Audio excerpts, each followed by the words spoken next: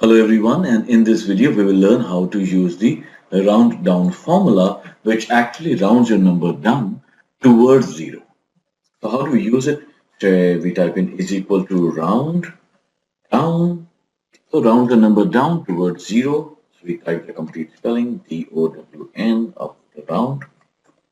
Open the bracket and select the number, press a comma and choose the number of digits we want to round it down to. So for example, in this case, I just choose 1, press enter.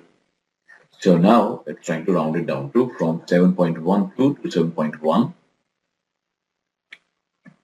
This is a 2-digit number, will not make a difference. Again, say let's see is equal to round down.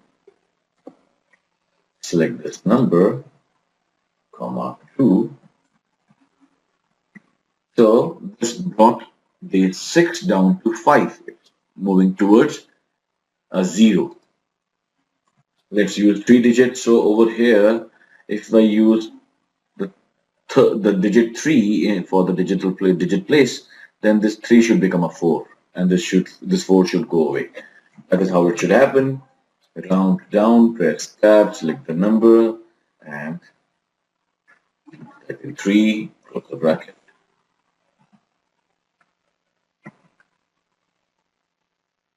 So it is actually it removed this 4 and it's trying to round it down. Of course, it should not make this 3 a 4 because that would be moving away from 0. We are moving towards 0. So what Excel has done is totally correct. Let's use a referential method of using a round down formula.